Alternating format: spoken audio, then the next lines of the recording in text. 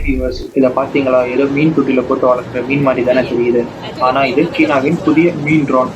தொடர்ந்து 8 மணி நேரம் தண்ணியிலேயே இருந்து உழவு வேலை பார்க்க முடியும் இந்த மீனால. இதை மட்டும் கடல்ல விட்டு மீன் பிடிக்கிறவங்க வலையில இல்லை கையில சிக்கினா என்ன ஆகும் நினைச்சு பாருங்க. இல்லை யாராச்சும் வளர்க்குற மீன் எடுத்துட்டு போனா நடக்காது. ஜஸ்ட் ஜாலியாக நினைச்சு பாருங்களேன் எப்படி இருக்கும்னு. ரஃபா பார்டரை கம்ப்ளீட்டாக கேப்சர் பண்ணிட்டாங்க இஸ்ரேலின் படைகள். போஸ்ட் வார் பிளான் பற்றி டிஸ்கஸ் பண்றதுக்கு இஸ்ரேலுக்கு கிளம்பியிருக்காரு பிளிங்கன். மேற்கத்திய நாடுகளுக்கு கடும் எச்சரிக்கையை கொடுத்த புட்டின். ரஃபா கேம்ப் தாக்குதலுக்கு இந்தியாவின் முதல் ரெஸ்பான்ஸ். ட்ரம்ப் குற்றவாளி என தீர்ப்பளித்த நீதிமன்றம் அப்படின்னு அட்டகாசமான செய்திகள் எல்லாமே விரிவா பார்க்கலாம் வாங்க. ஐஐடி மெட்ராஸ்ல இருந்து உருவாக்கப்பட்ட 3D பிரிண்டட் ராக்கெட் இன்ஜினை கொண்டு அக்னிபான் அப்படிங்கிற ராக்கெட் ஏவப்பட்டு இப்ப சாதனை படைக்கப்பட்டிருக்கு. இந்த 3D பிரிண்டட் இன்ஜினோட ஸ்பெஷாலிட்டியை எந்த மெக்கானிக்கல் காம்போனன்ட்டும் இல்லாம ஸ்ட்ரெச்சா உருவாக்கப்பட்ட ஒரு சிங்கிள் காம்போனன்ட் தான். நட் போல்ட் வெல்டிங் அப்படிங்கிற எந்த கனெக்ஷனுமே இருக்காது.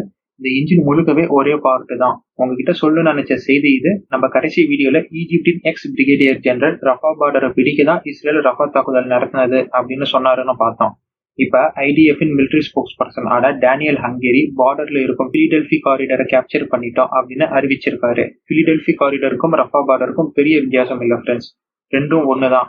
பிலிடெல்பி காரிடர் பிரிச்சிட்டோம் அப்படின்னு சொன்னாலே ரஃபா பார்டரை பிரிச்சிட்டோம் அப்படின்னு தான் அர்த்தம். பிலிடெல்பி காரிடர்னு ஒரு கான்செப்ட் 1948 சண்டைக்கு பிறகுதான் இஸ்ரேல் ஈஜிப்டின் அமைதி உடன்படிக்கையால கோல்டு பீஸ் அக்ரிமெண்ட்னு சொல்லுவோம் இதுல உருவாக்கப்பட்டது.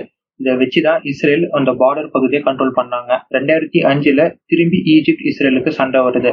அதுல இந்த கோல்டு பீஸ் அக்ரிமெண்ட்ல போடப்பட்ட பார்டர் அக்ரிமெண்ட் செல்லாது, இனிமே பார்டரை நாங்களும் பாலஸ்தீன் அத்தாரிட்டியும் தான் கண்ட்ரோல் பண்ணுவோம் அப்படின்னு மாத்துறாங்க ஈஜிப்ட். இதன்படிதான் இப்ப வரைக்கும் பிலிடெல்பி காரிடர் கவர்ன் செய்யப்படுது. ஆனா இப்ப பாலஸ்தீன் அத்தாரிட்டி கவர்ன் பண்ண பகுதியை ஐடிஎஃப் கவர்ன் பண்ண போறாங்க. இது மூலமா காசுக்குள்ள இனிமே யாரு உள்ள வரணும் யாரு வெளியில போகணும் அப்படின்னு ஐடிஎஃப் தான் டிசைட் பண்ணுவாங்க. இந்த பார்டர் பகுதியை ரொம்ப ஸ்ட்ராட்டஜிக்கா ஹமாஸ் பயன்படுத்தி இருக்காங்க அப்படின்னே சொல்லலாம்.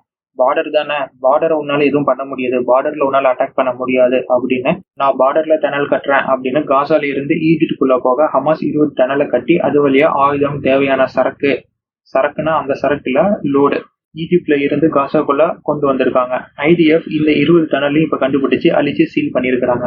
ஈஜிப்டியும் மறுக்கிறாங்க. 2013 கிராஸ் பார்டர் டனலை நாங்க ஐடென்டிஃபை பண்ணி க்ளோஸ் பண்ணிட்டோம், நீ ரஃபால நடத்தின தாக்குதலை நியாயப்படுத்த தான் இப்படி சொல்ற அப்படின்னு அப்படியே இஸ்ரேல் பக்கம் திருப்பி விட்டாங்க ஈஜிப்ட்.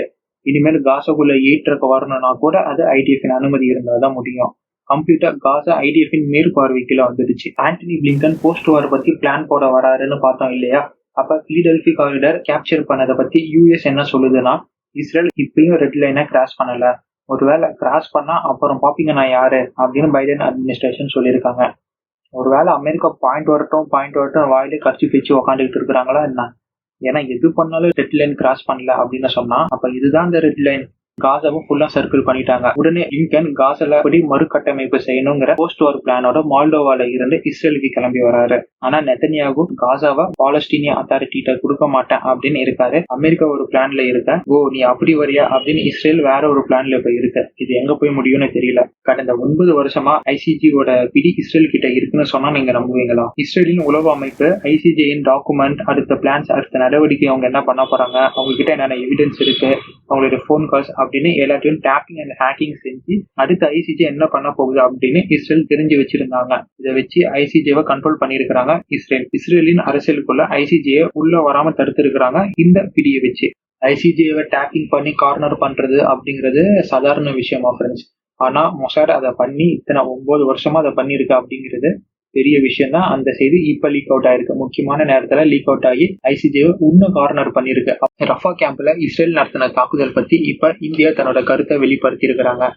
இந்தியா என்ன சொல்லியிருக்கிறாங்கன்னா, இட்ஸ் எ ட்ராஜடின்னு நீங்க சொல்லிட்டீங்க, ஆனா அதற்கான ரெஸ்பான்சிபிலிட்டியை நீங்க தான் எடுத்துக்கணும். மக்களை காப்பாற்ற வேண்டியது உங்க பொறுப்பு. நீங்க தானே போர் பண்றீங்க, அப்ப மக்களுக்கு எதுவும் ஆகாம பாத்துக்க வேண்டியதும் உங்க பொறுப்பு தான். ஸோ கேஷுவாலிட்டிஸை அதிகமா இல்லாம பாத்துக்கோங்க. அண்ட் இந்த இஷ்யூல நாங்க 2 ஸ்டேட் பாலிசியை தான் கடைபிடிப்போம். India will support for 2 state policy அப்படின்னு தன்னோட சொல்யூஷனையும் ரஃபா தாக்குதல் பத்தின தன்னோட முதல் கருத்தையும் இங்க பதிவு பண்ணிருக்கிறாங்க. இஸ்ரேல் இன்னும் எந்த கருத்தும் தெரிவிக்கல. ரொம்ப நாளா இழுத்தடிச்சுக்கிட்டு இருந்த ஒரு கேஸ் இப்போ முடிவுக்கு வந்துடுச்சு. 12 நீதிபதிகள் கொண்ட அமர்வு நீ குற்றவாளி தாயா அப்படின்னு தீர்ப்பு கொடுத்துட்டாங்க ட்ரம்புக்கு எதிராக. 1 வருஷத்துல இருந்து 4 வருஷம் வரைக்கும் ட்ரம்ப் சிறையில இருப்பார் அப்படின்னு சொல்லப்படுது. ஆனா அவர் சிறை தண்டனைக்கெல்லாம் போக மாட்டாரு. ஏன்னா இவர் மேல ப்ரீவியஸா எந்த கேஸும் இல்லாத காரணத்தினாலும் முன்னாள் அதிபராக இருந்த காரணத்தினாலும் டைரக்டா இவரை பிடிச்சி ஜெயில போட முடியாது. பல சட்ட சிக்கல்கள் இவருக்கு இருக்கு ஜெயில போடணும்னா. அதனால இவருக்கு ஆல்டர்னேட்டா ஃபைன் போடுவாங்க, இல்ல ஹவுஸ் அரெஸ்ட் பண்ணுவாங்க. அது மாதிரி ஆல்டர்னேட் தண்டனையை இவருக்கு கொடுப்பாங்க.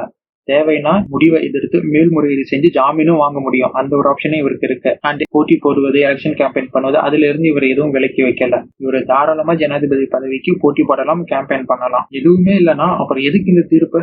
நீ தப்பு பண்ணிட்ட, அடுத்த எலெக்ஷனுக்கான வேலையை பாருப்பா, உனக்கு எலெக்ஷன் வேலை இருக்கு அப்படின்னு அனுப்பி விட்டு இருக்கலாமே. இத்தனை வருஷம் எதிர்த்து இந்த கேஸ். அமெரிக்கா வரலாற்றிலேயே குற்றம் உறுதி செய்யப்பட்ட முதல் ஜனாதிபதி இவர் தான் அப்படிங்கிற ஒரு பெருமையும் ட்ரம்பையே சாரும். அப்படியே இப்ப ரஷ்யா உக்ரைன் போருக்கு போனா, தம்பி நீ அண்ணன் கொடுத்த லாங் ரேஞ்ச் வெப்பனை எல்லாம் வச்சு ரஷ்யாக்குள்ள தாக்குன்னு ஒரு தாக்குதலை நடத்து, எதுவும் வந்தாலும் நான் பாத்துக்கிறேன் அப்படின்னு அண்ணன் சொல்லியிருக்காரு. அண்ணன்னா அமெரிக்கா மட்டும் இல்ல, France, Poland, UK, Germany, Estonia, Lithuania, Latvia, Sweden, Netherlands, செக் ரிபப்ளிக், கனடா, பின்லாந்துன்னு பல அண்ணங்கள் உக்ரைனுக்கு இருக்கிறாங்க. இந்த நாடுகளிடமிருந்து வாங்கின ஆயுதங்கள் அனைத்தையும் ரஷ்யாக்குள்ள அனுப்ப இப்ப அந்த நாடுகள் அனுமதி கொடுத்திருக்காங்க உக்ரைனுக்கு. ஆஹா கடவுளே அப்படின்னு ஜெலன்ஸ்கி இப்ப இருக்கிறாரு.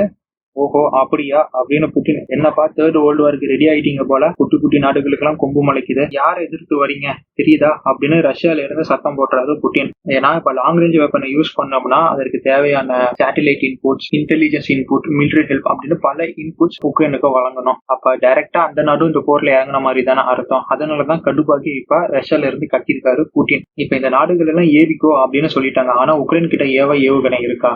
ஒரு கேள்வி இருக்குல்ல. அவனே எந்த ஏவுகணையும் இல்லாம ரஷ்யா கொடுக்குற அடி வாங்கிட்டு இருக்கிறான். இந்த நேரத்துல நீ ஏவிக்கோப்பா அப்படின்னு சொன்னா அவன் எதை ஏவுவான்? சோ பொறுத்து இருந்து பார்க்கலாம், ரஷ்யாக்குள்ள ஏவி 3ஆம் உலக போர் ஆரம்பிக்கிறாங்களா இந்த மேற்கத்திய நாடுகள், இல்ல ஆஸ் யூஷுவல் நாங்க சொல்லுவோம் ஆனா செய்ய மாட்டோம் அப்படின்னு இருக்கிறாங்களா அப்படின்னு. பட் அடுத்த ஃப்ரண்ட் இந்த ரஷ்யா உக்ரைன் போர்ல ஆரம்பிச்சிருச்சு அப்படின்னே சொல்லலாம் இந்த ஒரு அறிவிப்பு மூலியமா. ஓகே ஃப்ரெண்ட்ஸ், இன்னைக்கான செய்தி இதுதான். இன்னைக்கான செய்தியில பல முக்கிய நிகழ்வுகளையும் பார்த்திருக்கோம். இது பிடிச்சிருந்தா உங்க நண்பர்களுக்கு ஷேர் பண்ணுங்க. அண்ட் இந்த வீடியோ பத்தின உங்களின் கருத்துக்கள் என்ன அப்படிங்கறதையும் தாராளமா கமெண்ட் பண்ணுங்க. மீண்டும் அடுத்த பதிவில் சந்திப்போம். அதுவரை இணைந்திருங்கள். ஆயுதம் அறிவோம்.